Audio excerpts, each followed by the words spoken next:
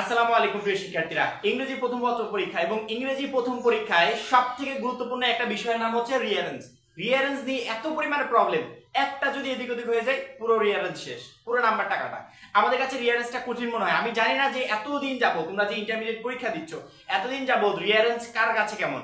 তবে আজকে এই ভিডিওটা দেখার পর রিয়ারেন্স শুধুমাত্র আজকে না, পরবর্তী লাইফের জন্য পুরো রিয়ারেন্সের প্রবলেম সলভ হয়ে যাবে। একটা ভিডিও 5টা বা 6টা মিনিট সময় দাও, রিয়ারেন্সের টোটাল প্রবলেমগুলো একবার গোড়া থেকে উপরে ফেলে দেবো। অর্থাৎ রিয়ারেন্স তোমার সামনে পড়লে ওই রিয়ারেন্স সলভ করতে তোমার সর্বোচ্চ 2 মিনিট সময় লাগবে, এত সহজ করে দেব। বোর্ডের দিকে একটু খেয়াল করো। রিয়ারেন্স পরীক্ষায় 3 ভাবে আসে। সাধারণত 3 টাইপের রিয়ারেন্স পরীক্ষা এসে থাকে। 3 টাইপ একসাথে আসে না, 3 টাইপের ভিতর যে কোনো এক টাইপের রিয়ারেন্স এসে থাকে। আমাদের রিয়ারেন্স গুলো যে পরীক্ষায় আসে এর ভিতর 3 ধরনের হয়ে থাকে। একটা হচ্ছে ব্যক্তি জীবনী, মানে কোনো একজন মহৎ ব্যক্তির জীবনী নিয়ে রিয়ারেন্স চলে আসলো। দ্বিতীয়ত হচ্ছে ঐতিহাসিক ভিত্তিক, ইতিহাস সম্পর্কিত, বাংলাদেশের মুক্তিযুদ্ধ হতে পারে, ভাষা আন্দোলন হতে পারে, বা আমাদের দেশে না হয়ে অন্য দেশের ইতিহাস সম্পর্কিত হতে পারে। ইতিহাস সম্পর্কিত রিয়ারেন্স এলো 2 টাইপের গুলো।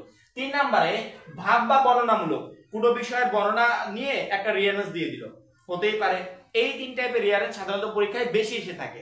এখন যদি তোমার পরীক্ষায় ব্যক্তি জীবনে নিয়ে, কারো একজন মহৎ ব্যক্তির জীবনে নিয়ে রিয়ারেন্স পড়লো, ওই রিয়ারেন্সটা তুমি কিভাবে সমাধান করবে? আমি যদি তোমাকে 1000 রিয়ারেন্স দিই, যদি বলি যে 1000 রিয়ারেন্স পড়ো, তারপরে পরীক্ষার হলে সলভ করতে গিয়ে তোমাকে একটু ভাবতেই হবে।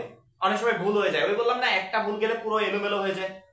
আমি তোমাকে যে টেকনিকটা শিখিয়ে দিচ্ছি, পরবর্তী 1 লাখ রিয়ারেন্স তোমাকে সামনে দেওয়া হলে তুমি করতে পারবে, ইজিলি করতে পারবে। প্রথমত ব্যক্তি জীবনে নিয়ে সাধারণত রিয়ারেন্স বেশি এসে থাকে। যদি ব্যক্তি জীবনে নিয়ে রিয়ারেন্স আসে তাহলে এটা সমাধান কিভাবে করবে চলো একটু দেখিয়ে দিই। ধরো ব্যক্তি জীবনে নিয়ে রিয়ারেন্স আসছে, কোন একজন মহৎ ব্যক্তির জীবনে নিয়ে একটা রিয়ারেন্স দিয়ে দিয়েছে। এখন প্রথমত তুমি রিয়ারেন্সের যে লাইনগুলো দেওয়া আছে ওইখান থেকে খুঁজে বের করবে। প্রথমত খুঁজে বের করবে ব্যক্তি পরিচয়, ওই ব্যক্তির পরিচয় সম্পর্কিত কোন লাইনটা, ওই লাইনটা প্রথমে দিবে। দ্বিতীয়ত জন্ম বংশ পরিচয়, প্রথমে ব্যক্তির নিজের পরিচয়, তার পরবর্তীতে ব্যক্তির জন্ম বংশ পরিচয়। ঠিক আছে, এটা হচ্ছে 2 নাম্বার লাইনে দিবে যে জন্ম এবং বংশ পরিচয় নিয়ে কোন লাইনটা আছে, ওই লাইনটা দেওয়ার চেষ্টা করবে। 3 নম্বরে পেশা বিবাহ, যেই লোকের সম্পর্কে লিখছো, যে ব্যক্তির সম্পর্কে লিখছো, তার পেশা কি ছিল, বা সে বিবাহ করেছে কিনা, বিবাহ বন্ধনে আবদ্ধ হয়েছে কিনা, এরকম লাইন থাকলে ওইটা দিবে 3 নম্বরে।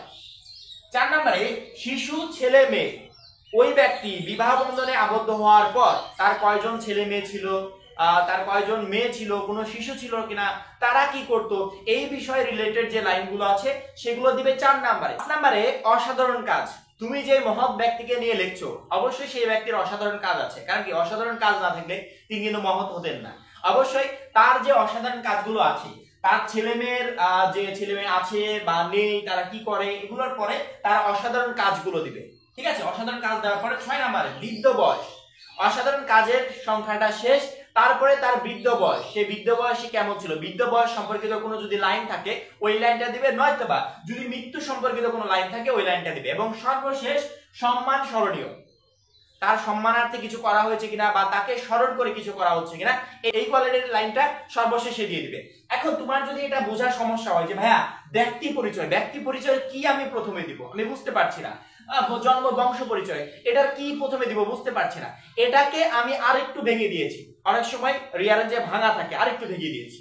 ব্যক্তি জীবনে নিয়ে কোনো রিয়ারেন্স আসলে ব্যক্তি পরিচয় মানে কি, ব্যক্তি পরিচয় মানে হচ্ছে নাম বা উপাধি, ওই মহৎ ব্যক্তির নাম বা উপাধি সম্পর্কিত যে লাইনগুলো আছে ওইগুলো প্রথমে দিবে। ঠিক আছে, এইটাকে ভেঙে আমি এইটা বানিয়েছি।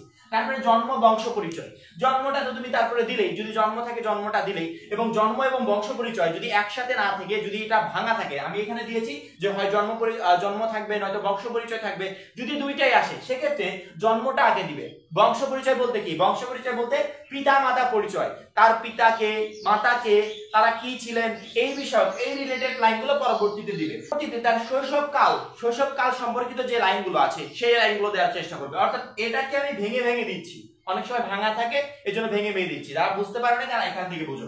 পরবর্তীতে অর্জিত ডিগ্রি সমূহ, তার শৈশবকালটা পার করে অর্জিত ডিগ্রি সমূহ, সে কি কি ডিগ্রি অর্জন করেছে এই সম্পর্কিত রিলেটেড লাইন থাকলে ওইটা দিবে। তারপরে 6 নম্বরে বিশেষ লেখনী, সে তার জীবনে কোনো বিশেষ কিছু লিখেছে কিনা, যদি থাকে দিবে, না থাকলে দেওয়ার দরকার নেই। তারপরে দিবে 7 নম্বরে বিশেষ গ্রন্থ সমূহ, বুঝতে পারে? বিশেষ গ্রন্থসমূহ যে সে তার জীবনে, সে যে একজন মহৎ ব্যক্তি, সে কোনো কিছু লিখে মহৎ হয়েছে কিনা, তার জীবনে যদি বিশেষ কোনো গ্রন্থ থাকে, প্রথমত লেখনী দিবে, বিশেষ লেখনী, তারপরে বিশেষ গ্রন্থের নামটা দিবে, পরবর্তীতে সেই গ্রন্থ রিলেটেড বা আদার্স যে কোনো রিলেটেড সে কোনো পুরস্কার পেয়েছে কিনা সেই পুরস্কারের লাইনটা 8 নম্বরে দিবে। 9 নম্বরে দিবে রোগে আক্রান্ত, সে কোনো রোগে আক্রান্ত হয়েছে কিনা বা কোনো কারণে কোনো অসুস্থ কিনা, এই কোয়ালিটির এই রিলেটেড কোনো লাইন থাকলে সেটা দিবে 9 নম্বরে। 10 নম্বরে মৃত্যু সম্পর্কিত লাইনটা দিবে 10 নম্বরে। লাস্টে সম্মান বা স্মরণীয়, তার সম্মানার্থে, তার মৃত্যুর পর তার সম্মানার্থে বা তাকে স্মরণ করে কিছু করা হয়েছে কিনা সেই লাইনটা দিবে 11 নম্বরে। আমার মনে হয় যে রিয়ারেন্স 10টা 15টা 20টা 100টা 200টা নাম মুখস্থ করে তোমাদের এই লাইনগুলো মুখস্থ রাখা উচিত।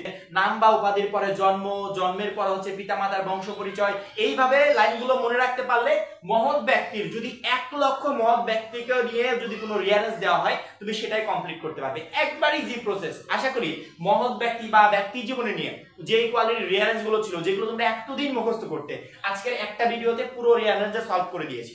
এবার আসি 2 নম্বরে, ঐতিহাসিক ভিত্তিক। আমি কিন্তু এখানে ঐতিহাসিক ভিত্তিক লিখি নাই, এগুলো লেখার প্রয়োজন হয় না। কেন প্রয়োজন হয় না বলো তো? এটা হচ্ছে এই রিয়ারেন্সের ভিতরে সবথেকে সহজ। কেন সহজ? ঐতিহাসিক ভিত্তিক বলতে কি বোঝায়? ইতিহাস সম্পর্কিত কোনো ঘটনা। এখন মনে করো ইতিহাস সম্পর্কিত একটা ঘটনা দিয়ে দিল। সাধারণত ইতিহাস সম্পর্কিত যে রিয়ারেন্স গুলো হয় এখানে প্রচুর পরিমাণে সাল উল্লেখ করা হয়, প্রত্যেকটা লাইনে প্রায় ধরতে গেলে সাল থাকে। এখন যদি সাল থাকে এই রিয়ারেন্স করা খুবই সহজ হয়। কেন সহজ?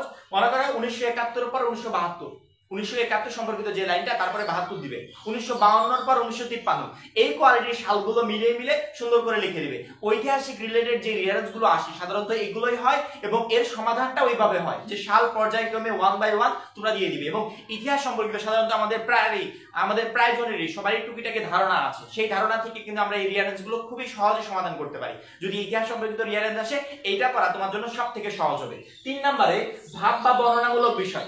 ভাব বা বর্ণনামূলক বিষয়, কোনো কিছুর বর্ণনা বিষয় যদি রিয়ারেন্স এসে থাকে সেটা কিভাবে সমাধান করবে সেটা আমি দিয়ে দিয়েছি। ভাব বা বর্ণনামূলক বিষয় যদি রিয়ারেন্স আসে তাহলে প্রথমত লাইনটা খুঁজবে যে বিষয়ের সূচনা, যেই বিষয়ে রিয়ারেন্সটা আসছে সেই বিষয়টা কিভাবে শুরু হলো, শুরুর লাইনটা খুঁজে বের করে ওইটা প্রথমে দিবে। দ্বিতীয়ত সংজ্ঞা ব্যাখ্যা, যে বিষয়ে রিয়ারেন্সটা আসছে তার সংজ্ঞা বা ব্যাখ্যা, কিছু একটা বুঝিয়েছে, ব্যাখ্যা মনে করো 1 লাইন না 2 লাইন দেওয়া থাকলো, ওটাই 1 বাই 1 পরবর্তী লাইনগুলো দিয়ে দিবে। ব্যাখ্যা সম্পর্কিত, সংজ্ঞা সম্পর্কিত লাইনটা 2 নম্বরে দিবে। 3 নম্বরে ভালো দিকগুলো, যেই বিষয়ে রিয়ারেন্সটা আসছে সেই বিষয়ের ভালো দিকগুলো, এখানে ওই রিয়ারেন্সে ভালো দিকগুলো কি কি উল্লেখ করা হয়েছে ওই ভালো দিকগুলো 3 নম্বরে দেওয়ার চেষ্টা করবে। 4 নম্বরে ভালো দিকের পরে খারাপ দিক, এগুলো মনে রাখবে যে প্রথমত বিষয়ের সূচনা, তারপরে সংজ্ঞা বা ব্যাখ্যা, তারপরে ভালো দিকগুলো, তারপরে খারাপ দিকগুলো, এগুলো পর্যায়ে 1 বাই 1 লাইনগুলো জাস্ট মনে রাখবে, বাংলায় জাস্ট এগুলো মনে রাখবে। তাহলে যদি ভাব বা বর্ণনামূলক কোনো রিয়ারেন্স আসে তুমি সহজেই সমাধান করতে পারবে। তারপরে 5 নম্বরে সমস্যা সমাধানের উপায়।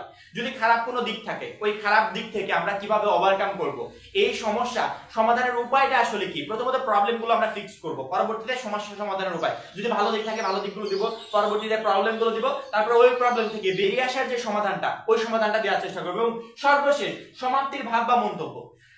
প্রবলেমের সমাধানটা আমরা দিয়ে দিলাম, এবং লাস্ট আমার নিজের একটা মন্তব্য থাকে যে এইটা আসলে করা উচিত।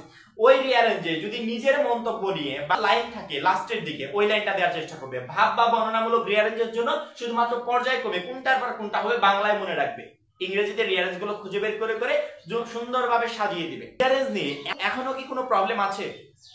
এতদিন যাবো ছোটবেলা থেকে এই পর্যন্ত রিয়ারেঞ্জ করে আসছো, যত প্রবলেমই থাক, এখনো কি কোনো প্রবলেম আছে রিয়ারেঞ্জ নিয়ে? একবারই ইজি না?